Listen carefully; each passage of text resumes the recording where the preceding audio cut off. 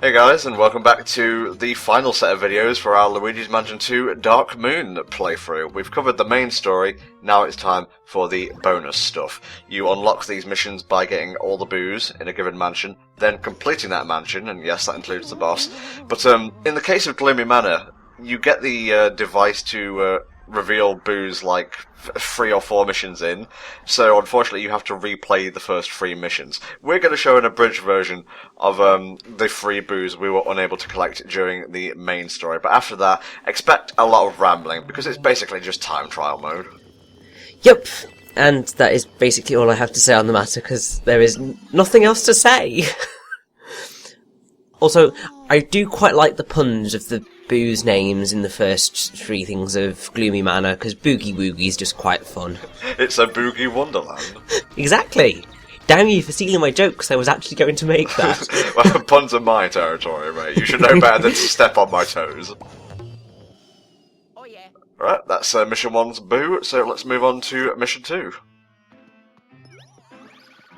Now, I believe this one has quite a fun little name it's just so random, but it's still quite cool. Also, I do like how the boos are basically like in the first room you have to go to. Baboon. Gloomy Manor does not ask much of the player, let's be honest here. Definitely not. I mean, I think, at least for the first 2 missions, they did realise, considering they weren't giving you access to the dark light thing, like putting the boos all the way far into the mansion in each mission would just be really ridiculous.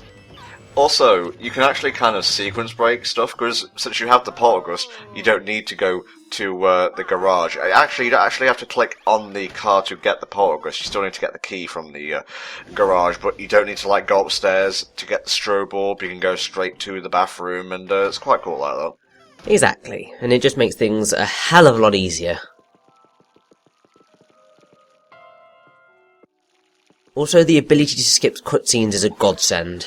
I wouldn't have done that during the main playthrough, because we were showing stuff off, giving you the proper taste, the full course menu of Luigi's Mansion 2 to get a bit pretentious. Well, yeah, and now it's just, we just want this thing over and done with, so just skip, skip, skip, skip, skip. I wonder where the boo is hiding. I wonder if it wants to try and paint it like one of our French girls. I was starting to do the meme and then it just drizzled off. This is where you abort a joke, Richie, trust me. I learned that from many years of failed jokes. Alright, here we go, the last boo of Luigi's Mansion 2. Yes, and it most definitely did make a boo-boo in deciding to go into the painting. Because that was just so obvious. Like getting this vacuum, making us backtrack.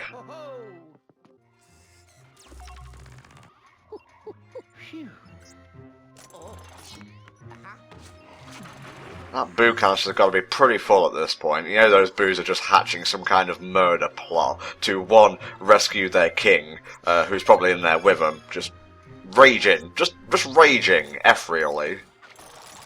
Although, I will say, I think Luigi's Mansion 2 does that weird, very video gamey thing where its plot stops just before the final boss. And so, like, when you come to replay it, everything is before the final boss, so that end story hasn't happened. And you'll see what I mean, kind of like, in the last of these missions that we're going to be going into, because King Boo is brought up, and he's spoken of in terms of, we still haven't stopped him yet. I think what the game expects you to do is play these missions as they become available, but since they're better off played with, you know, the Poltergust upgrades, I leave them till last, so... Well, I mean, also, if you want to get the nice high scores, it's always the best way to do it, because you just get rid of all of the ghosts so quickly. Okay, Richie, do you want to parrot what EGAD is saying here and talk us through this mission process? Yeah, well, basically, if you remember the whole infiltration thing that was happening in Treacherous Mansion, in kind of the end there, where loads of ghosts were appearing in certain rooms, and EGAD was telling us which rooms to go to, it's basically that, except the time ticks up, not down, and you don't really have a limit on how long you can leave ghosts in a room. It's just sort of take it this room, then this room, then this room, then this room, then this room, and try and do it as quickly as possible.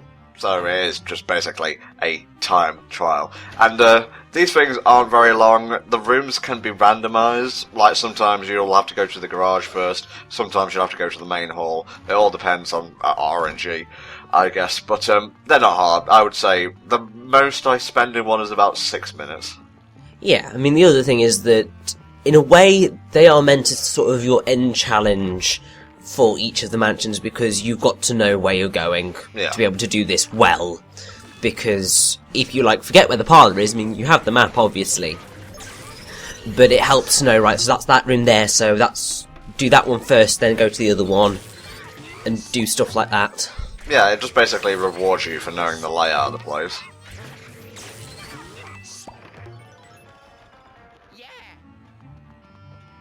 Also, I do really like how, basically, as you progress, the music ramps up in speed. Yeah, context-sensitive music, I love that stuff. It's so good! I mean, like, Mario Kart is a prime example of the final lap music. Also, like, front-running, you get a bit of an added beat if you're, like, in first place. I don't think I've ever quite noticed that before. Well, if you go on YouTube, there's, like, versions of each track's theme with the little beat added on. Yes, there is. Probably. I haven't looked at them. 8 did a fantastic job with, like, just little touches with its music. Like, in Cloud Top Cruise, the wonderful guitar section. That came back in Smash Bros. Wii U, actually. Smash Bros. Wii U and 3DS, but I think it's mainly in the Wii U one. They combined the Thundercloud bit, that's the electric guitar, with the main theme, and it's pretty great.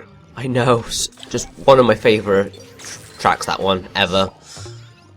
And also, I have to say, I am quite a fan of Shy Guy Falls, because of the Shy Guys making noises and attacking rocks in time to the music. It's just great. I think they brought a little bit back of that for the redone version of Wario's Goldmine, but don't quote me on that.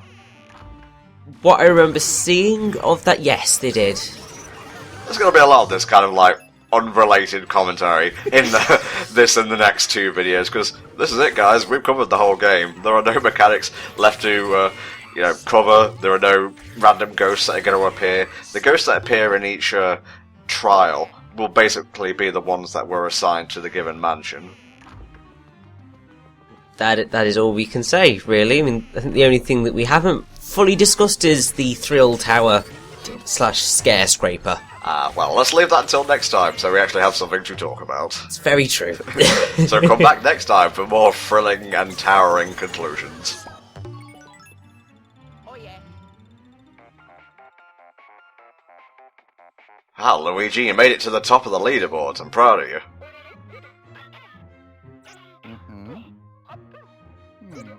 Fun little fact here, because EGAD brought up definitions, therefore I feel I'm obliged. Yes, that is your given role in how it comes. So basically, post-haste is like great promptness and speed, very prompt, but kind of the way the definition is, it's with the speed of a person travelling post, which sounds really odd. But when you think of what post used to mean, which is kind of speedy or express, because when you were delivered the post in medieval period, you went by a horse, so it was quicker than any other form of communicating. So post haste is basically ride quickly. You know, Richie, sometimes those blue curtains are just blue, okay? you get what I mean when I say that? Yes, I do, very much so. Fucking English language was full of that, and literature as well. Yep.